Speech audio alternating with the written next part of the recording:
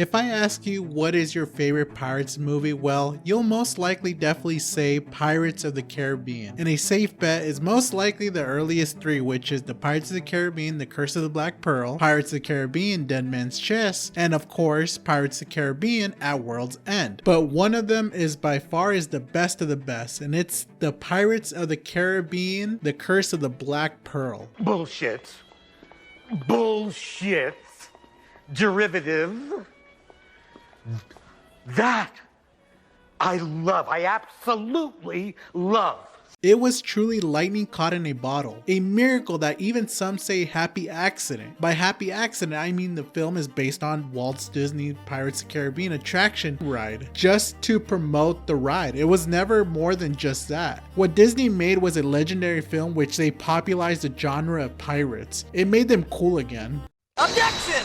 Hold on, what about the other Pirates of the Caribbean movies? As much as I wanted to pretend these movies didn't exist, it did. They're not the most popular Pirates of the Caribbean movies, everybody can see it. I can easily do a whole video on this kind of topic, but that's for another time. But first, I know what you're asking. Why is this the best movie in the franchise? Is it because of the characters? Can it be the story, special effects, the action scenes? Well, get ready to plunder and grab yourself some Aztec gold and commandeer the nearest ship.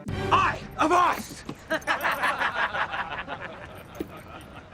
The Pirates of the Caribbean, The Curse of the Black Pearl is directed by Gore Verbinski. He is best known for The Ring, The Ringo, and of course the other Pirates of the Caribbean's Dead Man's Chest and At World's End, which in my opinion almost just as good as the first one. Well, I can see as many people agreeing and disagreeing which one is the most favorite among these big three. And to be honest, there is no wrong answer. Each of the Pirates of the Caribbean has their own uniqueness and their own flaws. But for the sake of not making this video 10 hours long, the first one has so many memorable moments and mystery, cool action scenes, ship battles, and not to mention the music. What more can you ask for from a Pirates movie? But to have some sort of idea, we need to dive deep into the plot itself. So spoilers warnings ahead. The scene opens up with a little girl on a ship singing about pirates, and of course it's the first character that we come across, and her name is Elizabeth Swann. She gets scolded by another character named Mr. Gibbs. At that time, he was a sailor from the Royal Navy. You could say he's more into superstitious things. And that's when we get two other characters that show up. That is Norrington, an officer in the Royal Navy who has deep hatred towards pirates. Then we got Governor Swan, who is the father of Elizabeth. But then the crew encounters a shipwreck and recovers a boy named William Turner. Elizabeth discovers a golden pirate medallion around his neck and takes it fearing something bad could happen to him if someone discovered he was a pirate. And then she saw a ship covered in black sails. Before you know it, 8 years have passed and we come across an older Elizabeth who was invited for Captain James Norrington to becoming Commodore. Now we got a William Turner, now a blacksmith, who is madly in love with Elizabeth, she also shows the same kind of affection towards Will. At the same time, a ship, or should I say a boat, who has one passenger who has no need for introduction. Jack. Well, Jack Sparrow, isn't it? Jack Sparrow! Be it known that you have been charged Captain Jack Sparrow.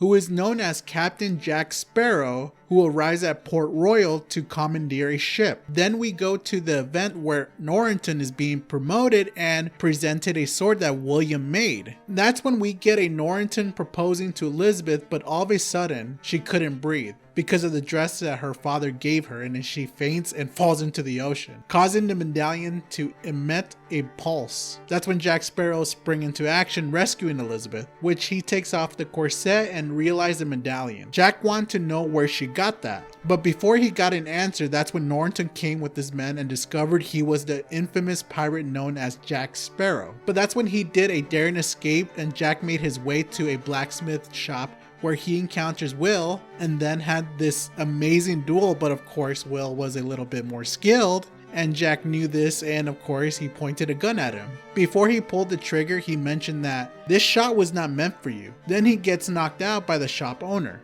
So that night, the Black Pearl arrives at Port Royal and attacks, setting the crew to pillage and to search for the medallion. The crew of the Black Pearl captures Elizabeth, taking her to meet Captain Barbossa. Elizabeth knew they were there for the medallion, and she uses that to bargain with the pirates. So Captain Barbossa asks her, "What's your name?" Elizabeth claims her last name is Turner, to conceal her identity as the governor's daughter. Barbossa explains that the medallion is one of 882 golden pieces that his crew took from a treasure of Hernandez Cortez on Isla de Muerto as a payment to stop the massacre against the Aztecs, but Cortez, being too greedy, Aztec gods put a curse on the treasure. This cursed Barbossa and his crew, turning them into immortals who appear skeleton in the moonlight. Barbossa and his crew have returned all but one of the pieces, with Elizabeth's medallion being the final piece. Barbossa take her as prisoner, believing she is the daughter of William Turner,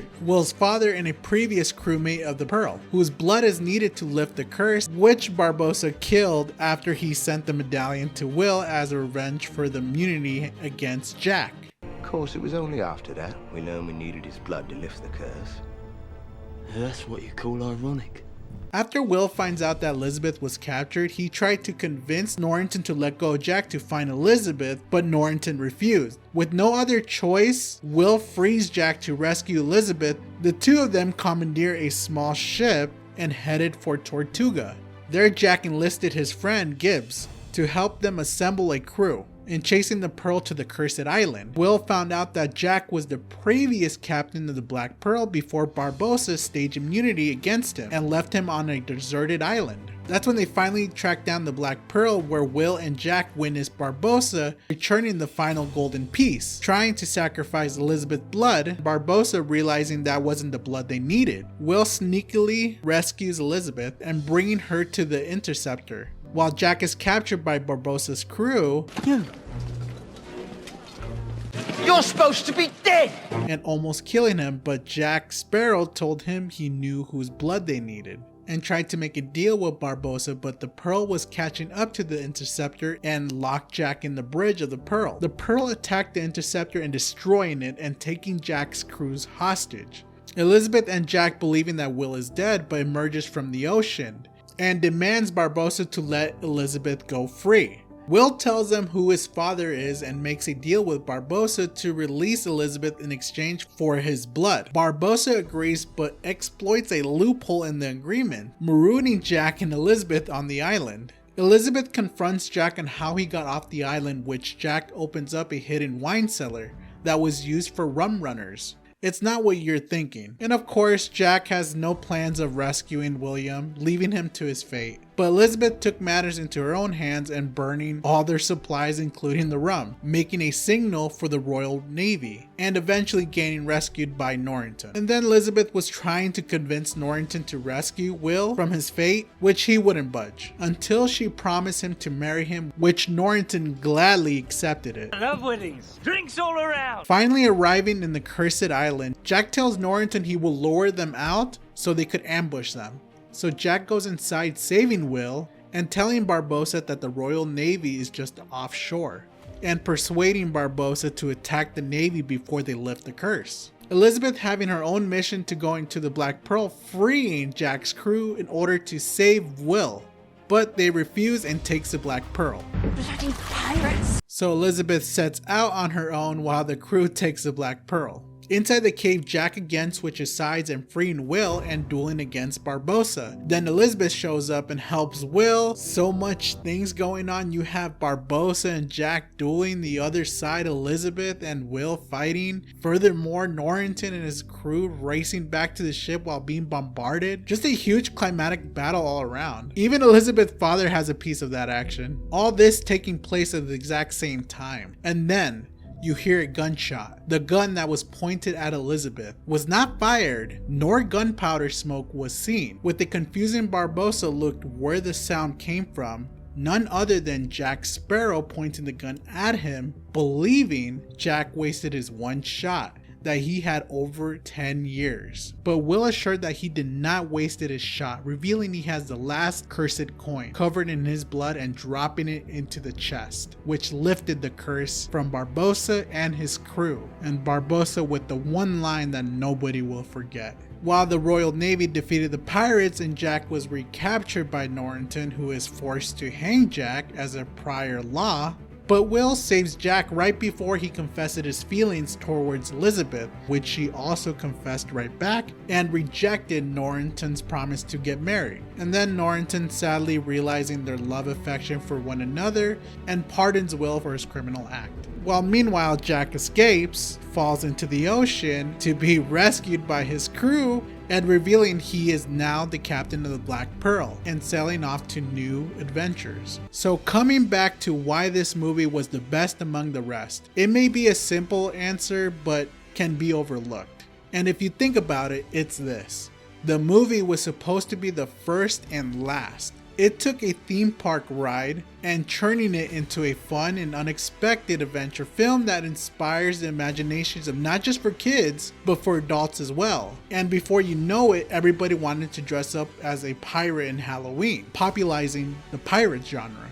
The character brought to life by the cast really did an amazing job. By far my favorite characters are Captain Jack Sparrow, who is not just a star of the film, but the heart and soul of the whole franchise. For some reason along the way, Disney forgot that. And who could forget Captain Barbossa, the antagonist.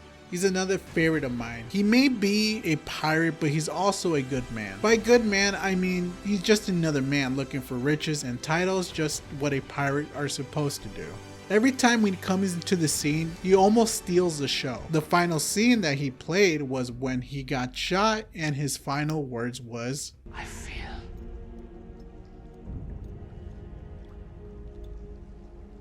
cold. and that hit hard for me because he is no longer the cursed man, but just a man who wanted to feel something. Even if it's just a single taste of an apple, but got something else and accepted it. And the special effects were pretty good. The uniforms to some of these characters are fantastic, and the action scenes where sword fighting and ship battles were just a whole different level, and I can't forget about the music is just breathtaking. Even today, movies are pretty hard to come by with this kind of level with storytelling. It was truly a masterpiece. It was truly lightning caught in a bottle. It may be the first of its kind, but sadly won't be the last. Wow, you guys made it to the end. But tell me what you guys think about the movie. Is this your favorite pirate movie among the others? Or something else I didn't know about? Let me know in the comments below. Please like and subscribe, and I'll see you guys in the next one. Later, guys.